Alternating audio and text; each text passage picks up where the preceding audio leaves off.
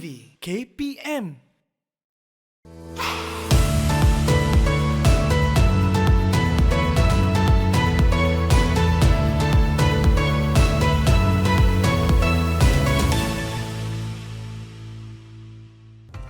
Assalamualaikum dan salam sejahtera. Anda sedang menyaksikan Sembang Aktif Didik TV KPM bersama dengan saya Azhar Hilmi. Apa khabar kepada anda semua? Saya harap semua berada dalam keadaan yang baik, sihat-sihat sentiasa, sihat-sihat belaka insya-Allah.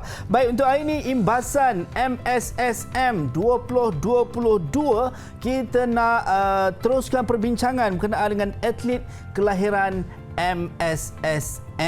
Bersama dengan tetamu istimewa kita yang sangat luar biasa pada hari ini, kita bersama dengan Datuk Marina Chin. Hai Datuk. Halo. Apa khabar? Sihat Datuk? Sihat. Itu dia. Siapa yang tak kenal Datuk Marina Chin yang bersama kita pada hari ini merupakan mantan pengarah bahagian sukan, kurikulum dan kesenian Kementerian Pendidikan Malaysia dan juga merupakan ratu pecut dan juga lari berpagar.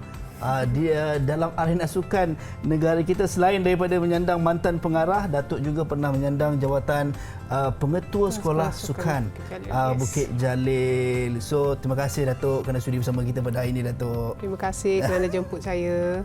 Itu dia Datuk. Baik, kita nak teruskan kepada perbincangan kita berkenaan dengan atlet MSSM ni. Mungkin Datuk boleh kongsikan pandangan Datuk bagaimana sebenarnya kalau kita lihat MSSM ni dapat mencungkil bakat-bakat baru dalam kalangan anak-anak muda ataupun anak-anak di Malaysia ini dalam menyelah dalam arena sukan Datuk.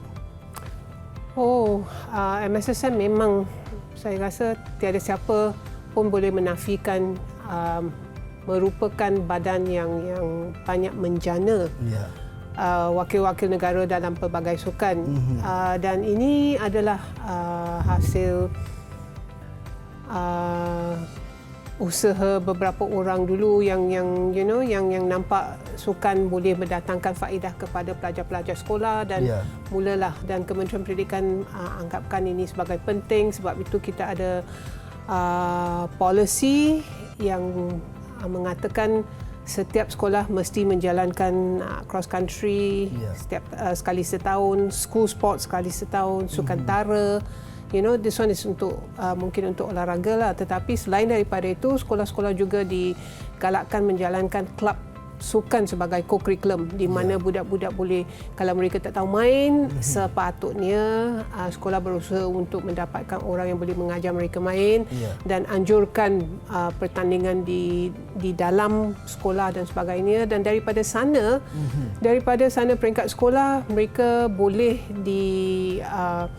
didedahkan kepada pertandingan di peringkat daerah di mana di antara sekolah. So kalau you ada sekolah sukan, some schools will have their own internal football tournament dan sebagainya, dan daripada sana pasukan-pasukan boleh dibentuk untuk wakil sekolah di peringkat daerah. Dan daripada daerah, MSSM ada dia punya master plan di mana setiap negeri akan ada MSS negeri. So setiap daerah akan sediakan satu pasukan di mana yang terbaik daripada daerah dipilih untuk wakil daerah dan mereka bertanding dengan semua daerah dalam negara itu, negeri itu. Dan daripada sana mereka pergi ke peringkat kebangsaan MSSM. Dan di peringkat MSSM di sanalah bukan saja kita nampak mereka bertanding di peringkat kebangsaan, dan daripada sana Kementerian Pendidikan dan MSSM bukan setakat peringkat kebangsaan saja. Kita sambung di peringkat sekolah-sekolah ASEAN dan sebagainya. Dan di sana atlet-atlet peringkat sekolah dapat pendedahan sampai peringkat umur antarabangsa. Dan daripada sanalah kita boleh nampak sesiapa yang betul-betul ada bakat, bukan saja bakat tetapi ada minat, ada the mental capability untuk sambung menjadi atlet negara. Baik, itu dia. Mungkin tadi Datuk ada sebut berkenaan dengan kejohanan ataupun MSSM. Jadi mungkin pada peringkat umur berapa yang mungkin mereka-mereka yang berminat ataupun nak menyertai kejohanan MSSM ini, mungkin ada dia punya limit ataupun umurnya? Okey, MSSM untuk kebanyakan sukan dia mula dengan pertandingan under 12, bawah 12 tahun. Tetapi saya rasa dia penglibatan dalam sukan atau pendedahan kepada sukan di sekolah-sekolah tidaklah sampai tidaklah tunggu sampai umur 12 tahun, because apa yang berlaku ialah yang sukan yang memerlukan pendedahan lebih awal seperti gimnastik, rhythmic gimnastik dan sebagainya, ada sekolah-sekolah yang telah mulakan training dan sebagainya. And under 12 meaning most of the time lah budak-budak 11-12 tahun. Dan mereka boleh sambung sampai umur 18 tahun. Dan selepas 18 tahun sepatutnya ada klub di luar dan di peringkat sekarang kita ada SUKMA. So mereka sambung di SUKMA, dan daripada SUKMA mereka kalau mereka menonjol akan diberi peluang untuk mewakili negara, dan sampai tahap di mana kita sudah ada juara dunia pun. Itu dia untuk mewakili negara kita, Datuk. Dan Datuk, mungkin Datuk boleh kongsikan berkenaan dengan jenis sukan yang dipertandingkan dalam MSSM ni, dan mungkin bagaimana murid-murid boleh terpilih untuk mewakili sukan yang mereka ceburi ataupun mereka minat di peringkat negeri ataupun di peringkat kebangsaan, Datuk. Semuanya bermula di sekolah. Biasanya kalau budak katalah berminat MSSM, di peringkat MSSM pertandingan yang dianjurkan adalah 24 jenis sahaja. Okey, semasa saya jadi pengarah bahagian sekolah, banyak saya terima soalan, kenapa kita sudah jadi juara dunia wushu, kenapa kita tak ada pertandingan wushu di peringkat MSSM, kita sudah jadi juara karate dan sebagainya. Masalah yang dihadapi ialah kewangan, because untuk menganjurkan sesuatu kejohanan MSSM ia melibatkan kewangan yang agak besar. So setakat ini bukan kita atau peringkat MSSM sampai semasa saya jadi pengarah, bukan kita tak nak buat, memang buat, dan kita alu-alukan kalau ada badan luar seperti ada 2-3 tahun wushu. Dia datang bekerjasama dengan pihak MSSM untuk menganjurkan kejohanan wushu Persatuan Kebangsaan MSSM, di mana dia yang bertanggung kos. So jika ada orang seperti itu, tak ada masalah. The only thing is because of the cost we cannot increase the number of sports. Dan kalau itu murid yang terpilih tadi adalah mesti melalui proses di sekolah, Datuk. Maksudnya tak boleh. Tak, bukan saja kalau mereka berada di sekolah, untuk di mana kalau mereka berminat. Okey. So walaupun aktiviti itu tidak dijalankan untuk pertandingan di peringkat MSSM, tetapi mereka boleh menjalankan aktiviti seperti taekwondo, seperti karate, silat dan sebagainya. Sekolah boleh menjalankan aktiviti-aktiviti itu sebagai co-curriculum. Dan budak yang berminat bolehlah didedahkan kepada kemahiran teknik dan sebagainya. Dan kalau mereka berminat dan cukup berbakat, boleh didedahkan kepada kejohanan yang dianjurkan oleh pihak luar. So that's not a problem. Macam diving. Sekolah MSSM walaupun kita ada buat, tetapi sekolah memang tak bolehlah mengajar diving kan. We don't have the expertise and things like that. Tetapi kalau parents have the interest untuk mereka mengambil bahagian dalam diving dan sebagainya, there are outside bodies that run courses and they can go for that and then they go for competition.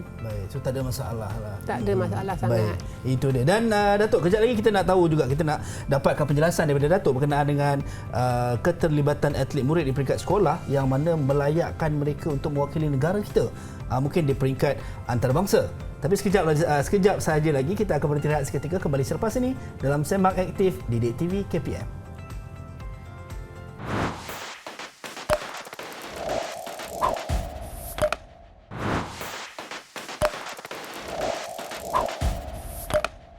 Baik, kembali dalam Sembang Aktif bersama dengan saya Azhar Hilmi, dan untuk atlet kelahiran MSSM kita masih bersama dengan Datuk Marina Chin, mantan pengarah bahagian sukan Kementerian Pendidikan Malaysia. Baik Datuk, tadi kita dah tahu berkenaan dengan bagaimana nak melibatkan diri dalam MSSM untuk mereka-mereka yang mungkin rasa ataupun layak untuk melibatkan diri. Dan sekarang ni mungkin kita nak tahu, mungkin Datuk boleh terangkan sedikit berkenaan dengan keterlibatan atlet murid di peringkat sekolah yang mana membolehkan mereka layak mewakili negara kita ke peringkat antarabangsa, Datuk. Okey, murid di sekolah sepatutnya lah perjalanan sukan dalam kehidupan seseorang ialah semasa mereka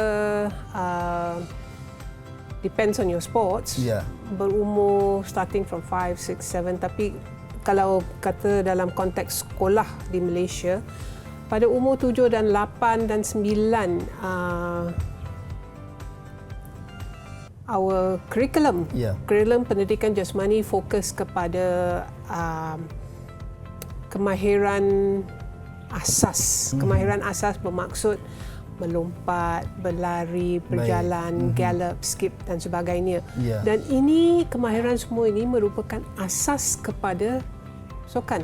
Apa jua sukan yang kita ambil, kita akan gunakan di skill. So, kalau kita lihat daripada perkembangan di sekolah, this is what they do sepatutnya in standard 1, 2 and 3 during PJK, dan ada sekolah-sekolah dan di bawah program tertentu di mana mereka buat multilateral training. Multilateral training bermaksud dari kita tidak tumpukan mereka pada satu jenis sukan, tetapi mereka didedahkan kepada pelbagai jenis sukan. So like I said, different movement skills and patterns, and then pendedahan kepada rules and regulations, because apa sukan pun dia ada rule and regulation. So mulalah kita introduce what is a boundary, this thing dengar arahan and all this kind of things. So daripada sana, then when they go up to mungkin yang macam saya katalah darjah 4, 5 dan 6, mereka didedahkan kepada this thing sukan-sukan tertentu. So mereka boleh, kalau menunjukkan minat, boleh mengambil bahagian di peringkat sekolah, di peringkat this thing sampai peringkat MSSM under 12. But hanya sekumpulan kecil sahaja yang mengambil bahagian dalam sesuatu sukan di bawah 12 tahun akan muncul di pertandingan bawah 18 tahun semasa dia besar. Baik. Because at 12, saya rasa mereka belum lagi tahu sebenarnya lah apa yang mereka betul minat, because mungkin belum didedahkan kayak begitu. So masa mereka masuk form 1, form 2, form 3, ada satu ketika dulu kita ada program MSSM bersama dengan Majlis Sukan Negara yang dipanggil Tunas Cemerlang, di mana mereka yang tunjukkan bakat dalam sukan, katakan dan minat dalam katakan bola sepak, hoki, tenis, badminton dan sebagainya, mereka diberi latihan 3 kali seminggu under specific coaches and things like that. Dan this thing, tetapi mereka tidak apa yang kita panggil dikhususkan untuk, kalau bola sepak tidak khusus jadi goalkeeper, tidak khusus jadi striker. Mereka sepatutnya boleh main semua this thing. This is the philosophy yang banyak negara yang maju dalam sukan practice. Because why? At this age, saya rasa mereka belum didedah lagi, and this thing, and then especially mereka melalui akil balik dan sebagainya, so bentuk badan pun berubah dan sebagainya, so that's this thing. Dan kalau selepas katakan umur 15 tahun, semasa mereka masuk pertandingan MSSM bawah 18 tahun, di sana sudah boleh nampak mereka yang betul-betul berminat, betul-betul sanggup bekerja keras untuk mencapai apa yang patut dicapai dalam sukan lah. Baik, jadi maksudnya before 18 tahun berpotensi untuk mungkin mereka mengubah daripada awalnya mencuburi dalam bola sepak contohnya, tapi berpotensi untuk tukar juga ke bidang sukan yang lain, Datuk, atas pendedahan yang telah dilakukan. Baik, dan saya fahamkan Datuk, untuk setiap ataupun dalam kejohanan dan sebagainya akan ada insentif kepada atlet, dan mungkin pada pandangan Datuk sendirilah, adakah dengan pemberian insentif ini sebenarnya mampu untuk meningkatkan lagi kualiti dalam kalangan atlet murid di sekolah ni? Pada pandangan saya, insentif ada pelbagai lah. Ada pelbagai. Kalau biasa cakap, orang akan tuju kepada insentif kewangan. Dan saya rasa di peringkat MSSM dan sebagainya, Kementerian Pendidikan tidak mampulah untuk memberi insentif selalu, walaupun ada pernah when times were a little bit better, pemenang ASEAN Schools dan sebagainya dapat insentif. Tetapi selain daripada itu, saya rasa ada satu jenis insentif di mana budak-budak di peringkat negeri dan sebagainya, mereka nampak bahawa kalau mereka dapat masuk sekolah sukan di peringkat kebangsaan, peluang untuk didedahkan kepada pertandingan antarabangsa, kepada kejulatihan yang lebih baik, lebih cekap dan sebagainya. So itu juga merupakan satu insentif di mana budak-budak will try and this thing and to tunjukkan dia punya kebolehan supaya dia boleh dipilih untuk masuk sekolah sukan negara. Baik, jadi maksudnya insentif tidak hanya dalam berbentuk kewangan, tetapi juga dalam bentuk pemberian ataupun penyerapan masuk ke sekolah sukan juga. Itu satu, dan lagi satu ialah this thing lah yang anugerah yang diberi setiap tahun oleh pihak MSSM, di mana we have Putra Putri Sukan MSSM, then we have the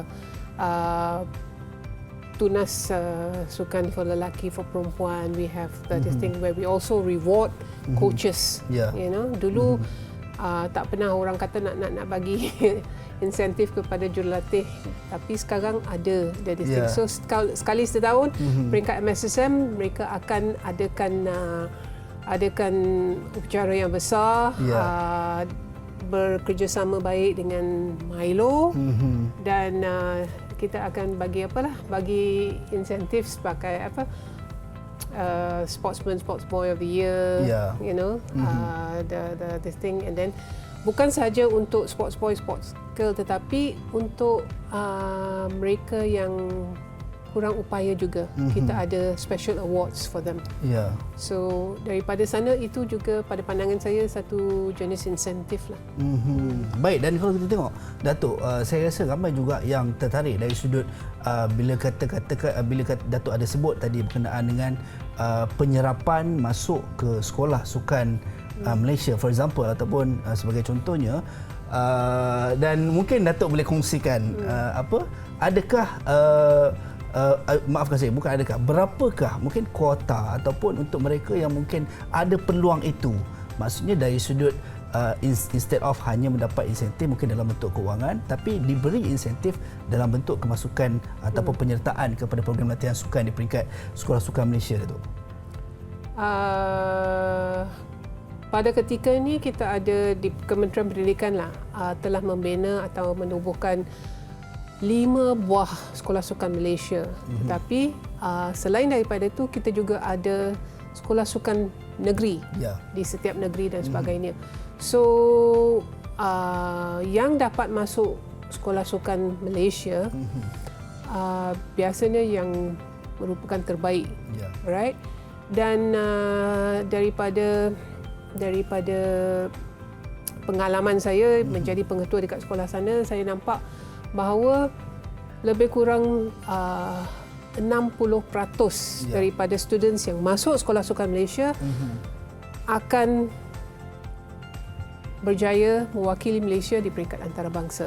Yang ini, tetapi kita harus ingat bahawa sekolah sukan Malaysia juga menerima atlet bukan daripada satu jenis sukan sahaja. So penyertaan tu ramai dan terhad tu The distinct lah, the kekosongan yang ada kat sekolah tu agak terhad lah. Kalau boleh ambil lebih ramai, lebih baik dan lah. lebih ramai, lebih banyak peluang yang dapat lah. Itu dia bentuk mewakili negara kita, nak mengharumkan nama negara kita di mata dunia. Baik, dan seketika nanti Datuk, saya teringin nak tahu ataupun nak bersama dengan Datuk berkenaan dengan bagaimana atlet-atlet muda yang masih di bangku sekolah ni mampu memberikan saingan kepada atlet-atlet senior yang sedia ada pada ketika ini. Dan seketika nanti juga Datuk, kita akan bersama dengan salah seorang atlet terkini yang akan bersama dengan kita untuk mungkin berkongsi juga pengalaman beliau sendiri bersama-sama dengan Datuk juga dalam Sembang Aktif. Kita nak berhenti seketika, kembali selepas ini dalam Sembang Aktif di Didik TV KPM.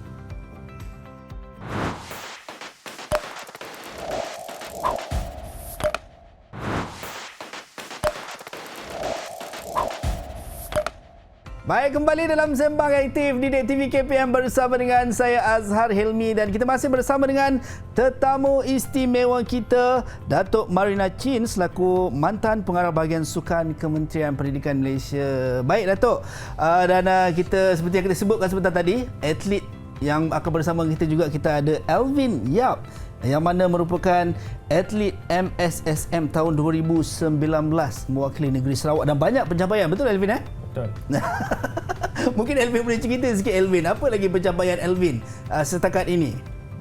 Pada hari ini, setakat inilah bagi saya ialah pencapaian saya di remaja dunia yang pada bulan yang lepas di Colombia kali. Itu mewakili negara kita Malaysia. Ya. Itu dia pencapaian ataupun penglibatan Alvin Yap sampai mewakili negara kita seperti yang kita sebutkan sebentar tadi lah bersama dengan Datuk Marina. Baik Datuk, mungkin Datuk boleh kongsikan Datuk berkenaan dengan adakah atlet-atlet muda sebagai contoh seperti Alvin Yap yang kalau kita tengok ada, kalau Alvin Yap dah masuk perayu lah, kalau yang mungkin atlet-atlet yang masih di bangku sekolah ni Datuk mampu memberikan saingan kepada atlet-atlet yang lebih senior yang sedia ada sekarang ini, sekiranya mereka layak membawa cabaran negara dalam pertandingan sukan yang lebih tinggi? Memang, tetapi umur pencapaian itu bergantung kepada jenis sukan. So kalau untuk acara diving dan sebagainya, mungkin permulaan dia lebih muda dan mereka boleh distinct. Tetapi pada pandangan saya untuk acara macam olahraga ke bola sepak dan sebagainya, kemungkinan yang beza di antara yang muda dengan yang senior tu adalah pengalaman sedikit. Dan tapi ini tidak bermaksud bahawa budak-budak sekolah tidak boleh memberi saingan yang hebat kepada senior-seniors. It depends on the bakat and the kind of training yang mereka telah buat. Tetapi tetapi pada pandangan saya lah, saya haraplah yang muda-muda ni yang 18 tahun, 19 tahun dan sebagainya, jangan nak terlalu cepat mencapai this thing, because sports is something where you have to go through the process. Kalau you cuba mencepatkan proses itu, kemungkinan datanglah injury dan sebagainya. So there is no reason di mana macam Alvin, kalau dengar kata dia punya timing, saya rasa kalau banding dengan orang dewasa atau seniors di Malaysia, mungkin he is ranked number 3. Correct? Yeah, number 3. So there is no reason for him to say that dia tidak boleh berbanding. Dan saya yakin dalam masa mungkin 2 tahun, 3 tahun, Alvin yang akan rank number 1. So it's just a matter of process. So kita tidak boleh mencepatkan. That's why sometimes kadang-kadang masa saya baca surat khabar dan sebagainya, di mana mereka condemn yang muda yang tak buat baik dan sebagainya, saya rasa sangat sedih, because they don't understand in sports there is a process that you must go through. You cannot kata nak jadi Olympic champion hari ni, tak boleh. Tak boleh. Mesti melalui proses tu juga. To become an Olympic champion, you need between 8 to 12 years of training baru boleh. That's why to me Okey, orang macam Azim ni kemungkinan dia punya bakat luar biasa lah. Yeah. Dia punya DNA is, maybe better. Special case lah. Special case. I just hope that he is following the process lah. Ya, itu dia. Saya suka dengan apa yang Datuk Marina tekankan. Datuk banyak tekankan tentang follow the process and then yalah, percayalah, trust with the process kan. Kalau you ikut proses, you akan dapat mencapai yang terbaik yang mampu kamu buat. Like I said, if you don't follow the process, you try to make it faster, kemungkinan cedera dan sebagainya, then you don't achieve your best. Yeah, that's the point lah. And your body, you are now 18 years old. When you are 22 years old, you are going to be that much stronger, that much this thing. So that is, your body is more ready to perform at that level. So, that's why masa saya jadi pengetua dekat sekolah dan budak-budak kadang-kadang initially the first tahun masa mereka tak menang, mereka datang balik, mereka ucap sorry pada saya. Saya kata, kenapa you ucap sorry? Kami tak menang. I said, it's not about winning. I said, kalau di peringkat sekolah, di peringkat umur, pada pandangan saya, menang tak menang itu tak penting. Yang penting is kamu pergi kat sana, kalau menang, kamu harus tahu what you did right and cuba memperbaiki, kekalkan yang itu. Kalau you made a mistake, you know what is the mistake and how to correct it. That is what is more important. Bukan sekadar menang saja. Baik, mungkin Elvin sebagai atlet muda, adakah atlet saingan yang Elvin rasa ketika ini nak berhadapan dengan atlet yang lebih senior macam mana, Elvin? Bagi saya sekarang menghadapi ialah macam ada sikitlah cabaran bagi saya, tapi bagi saya ialah mental, training mental dengan disiplin diri mesti ada untuk mencapai sesuatu alamat. Contoh cabaran. Contoh cabaran macam tak lama lagi nak Sukma. Sukma tahun ni saya ada target lah untuk Sarawak winning gold medal untuk 110 hurdles. Those senior yang buat pencapaian yang lebih baiklah daripada saya. Dan saya letakkan macam pencapaian mereka dekat atas mindset saya. So saya boleh beat mereka untuk dapatkan nombor 1. Dan maksudnya saingan tu memberi satu impact yang baik sebenarnya untuk do more kan, buat yang lebih baik. Dan Datuk, mungkin Datuk boleh kongsikan kalau tengok atlet yang masih di bangku sekolah ni, Datuk, mereka ada beberapa kekangan dari sudut latihan sukan dan juga pencapaian ataupun pembelajaran dari sudut akademik. Jadi nak membahagikan masa antara sukan dan pembelajaran ni macam mana tu, Datuk? Time management. Time management. Yes, saya rasa ia tidak merupakan satu perkara yang susah nak dicapai. Kalau kita lihat Farah Ann is a 6A student, ramai daripada this thing, dan kita nampak dah bahawa kebanyakan daripada mereka yang dapat wakil Malaysia dalam permainan-permainan tertentu, kebanyakan mereka dalam universiti atau sudah graduate daripada universiti. So there is no problem. Semasa saya jadi pengetua dekat Sekolah Sukan Malaysia, ada satu ketika sampai kita terpaksa buat kelas waktu malam. I see. Because mereka training pagi satu sesi, petang satu sesi. So tak cukup masa in between to finish the syllabus or to this thing. So pada pandangan saya, mereka semua duduk dalam asrama daripada prep yang tidak, di mana mereka buat apa yang mereka nak buat. Lebih baik mereka datang kelas dan cikgu mengajar. So that's what we did. And saya rasa sampai hari ini, walaupun saya dah pension dari this thing, dia sudah menjadi satu amalan dekat sekolah sukan, di mana pencapaian akademik mesti seimbang dengan pencapaian sukan. I see. So tahun 2021 SPM punya result. Sekolah Sukan Bukit Jalil score 4.34 GPS. lebih baik daripada national Ya. GPS. Walaupun ada kekangan dari sudut perlu bahagi masa dengan latihan sukan dan sebagainya, Yes. namun dia bukan alasan untuk tak dapat capai target tu. Yes, dan kita dekat peringkat sekolah kena flexible sikit supaya mereka boleh lah. Ya, itu dia. Baik, Elvin, macam Elvin sendiri masih lagi dalam status pelajar, masih belajar dan dalam masa sama juga bagi atlet. So, bagaimana Elvin sendiri nak bahagi masa antara Elvin belajar dan juga training ataupun latihan sukan? Bagi saya kena buat jadual susun atau masa kita uruskan masa kita ni. Contohnya pagi kita kena buat apa, tengah hari kena buat apa, petang kena buat apa dan juga malam kena buat apa. I see. Macam sekarang ni Elvin bersekolah di sekolah sekarang di sekolah Bukit Jalil, Sekolah Sukan Bukit Jalil. Sekolah Sukan Bukit Jalil. Jadi kalau mungkin Sekolah Sukan Bukit Jalil dah ada silibus ataupun jadual yang ditetapkan seperti yang Datuk sebut sebentar tadi. Macam kalau sebelum di Sekolah Sukan Bukit Jalil, sebelum di SSM, di mana?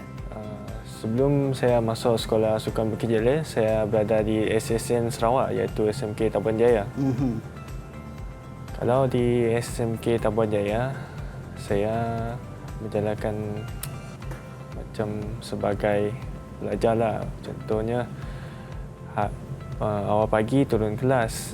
Lepas awal pagi tu macam petang pukul 12.30 sudah balik. Lepas tu petang turun training. Sambung malam, kelas malam. Lepas tu ulang. Dari sudut mental, adakah macam Elvin sendiri rasa benda tu okey ataupun ada juga kekangan ataupun cabarannya tersendiri dalam nak membahagikan masa di antara dua fokus utama ni pembelajaran macam Datuk sebut tadi, Datuk tekankan mesti seimbang, dia tak boleh salah satu saja yang lebih. So, adakah cabaran untuk memastikan kedua-duanya seimbang, Elvin? Bagi saya cabaran antara dua tu okey lah, cuma belajar boleh fokus pada waktu malam, kelas malam dan petang training. Contohnya semasa SPM, pecutan SPM tu, saya dengan kelas saya lah buat macam pelajar revision, ulang kaji apa semua sama-sama macam tu untuk seimbangkan dua-dua tu. Ya. Baik. Dan Datuk, kejap lagi kita nak tahu juga daripada Datuk bagaimana atlet yang menyelah ketika usia muda dalam kejohanan MSSM seperti bawah 12 tahun sehingga 15 tahun dengan bagaimana penentuan hala tuju mereka. Instead of mungkin ke depan hala tuju mereka dalam mungkin sukan ataupun bidang yang lain. Dan sekejap saja lagi kita nak mungkin Datuk boleh huraikan, Datuk boleh tu Okey, kita nak berhenti rehat seketika. Kembali selepas ini dalam Sembang Aktif Didik TV KPM.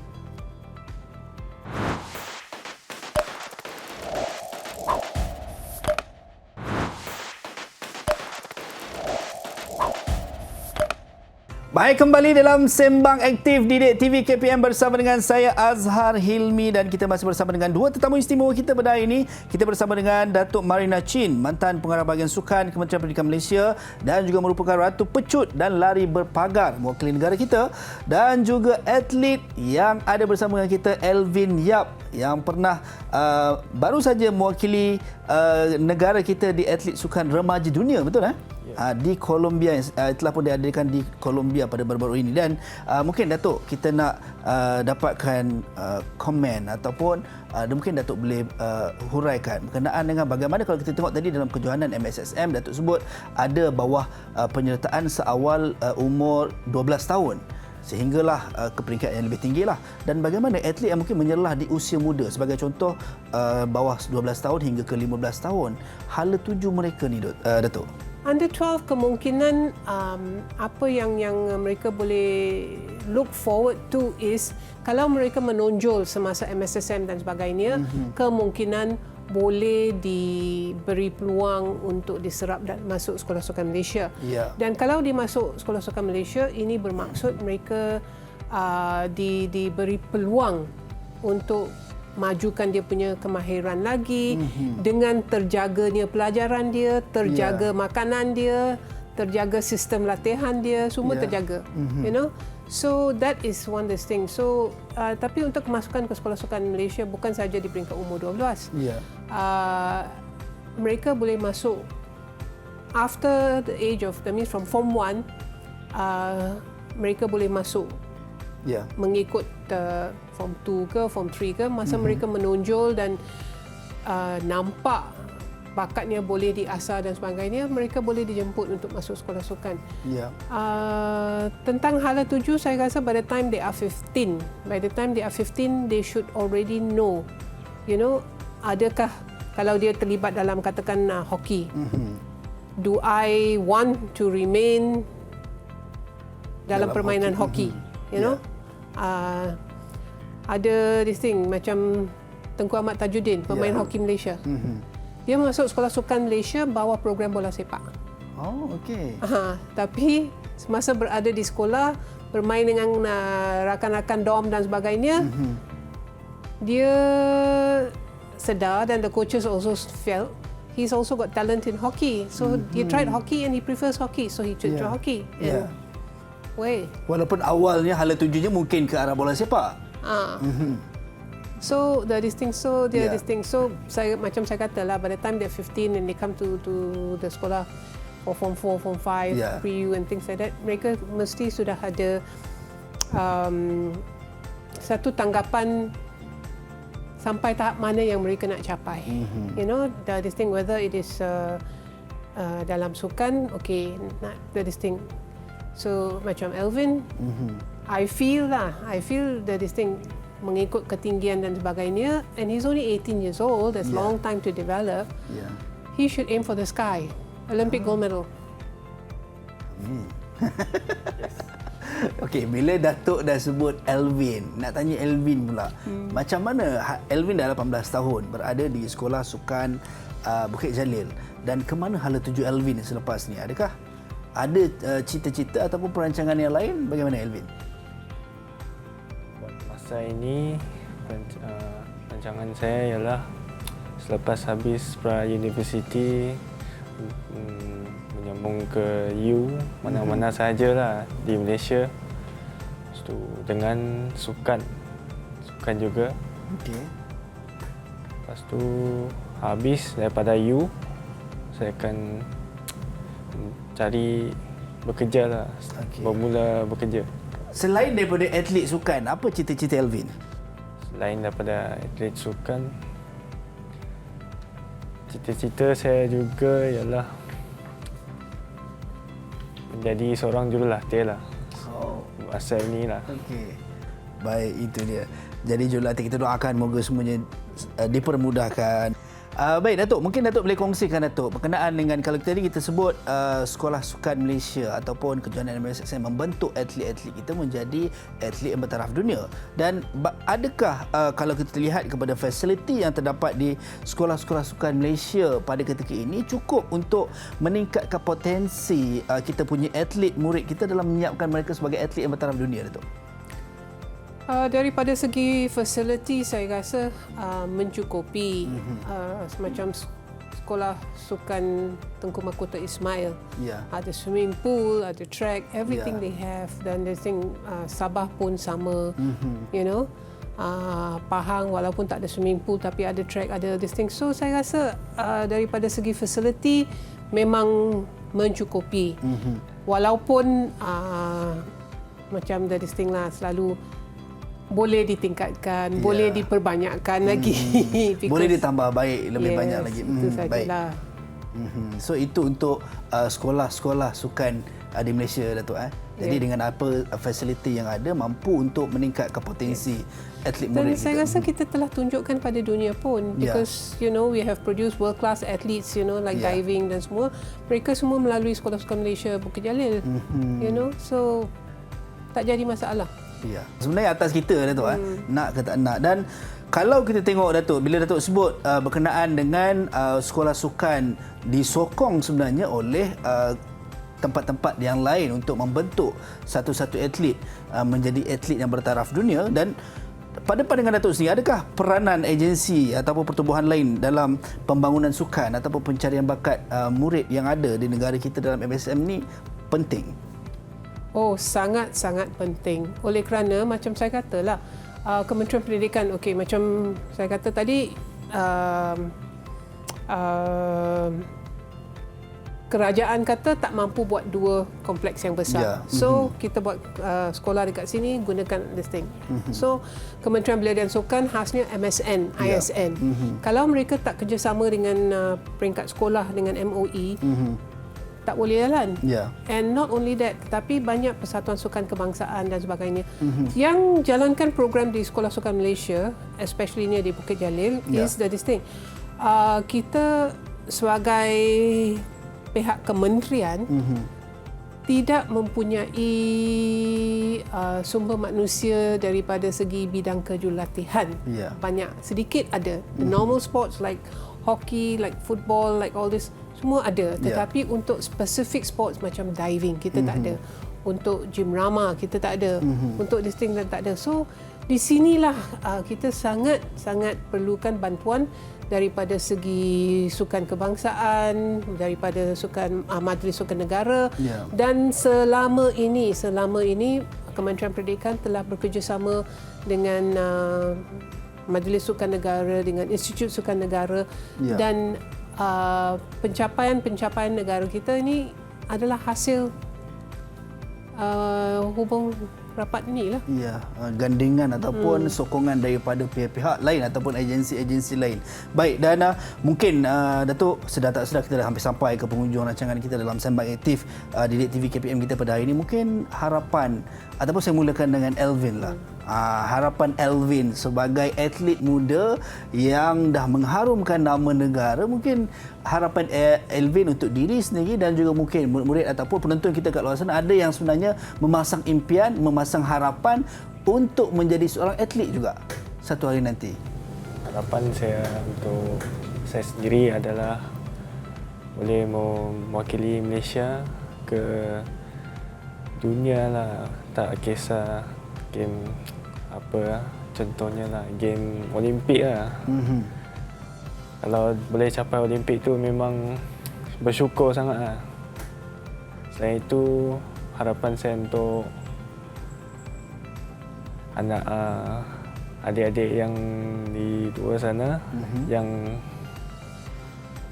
suka menceburi diri dalam aktiviti, contoh dalam sukan,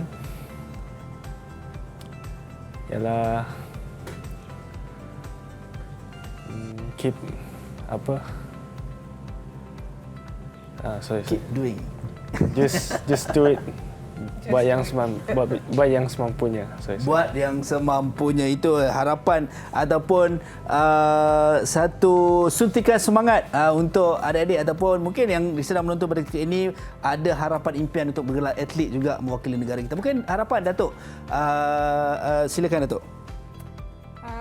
Harapan saya ialah mereka yang minat sukan, ingin mencuburi sukan, ingin mewakili Malaysia dalam sukan ni, mempunyai keyakinan diri yang tinggi. Believe in yourself. Nothing is impossible. Believe in yourself. And macam Elvin katalah, just do it. Kalau tak boleh ikut cara A, ikutlah cara B. Caralah cara lain. Tapi kalau teringin nak buat, mesti boleh buat. Ya, itu dia. Thank you so much. Terima kasih banyak kepada Datuk Marina Chin, mantan pengarah bahagian sukan dan juga merupakan Ratu Pecut dan lari berpagar kita mewakili negara kita pada satu ketika dahulu. Dan juga kita ada atlet negara kita, Elvin Yap, yang baru saja balik daripada Colombia mewakili negara kita di Sukan Remaja Dunia. Dan sebagai penutupnya, saya nak petik kata-kata daripada Datuk Marina. Saya sangat terinspirasi dengan apa yang beliau kata, just do it, dan juga melalui proses. Trust the process. Itu yang paling penting dalam kehidupan kita. Sampai berjumpa lagi di lain masa dan di lain ketika. Assalamualaikum dan salam sejahtera. Bye-bye.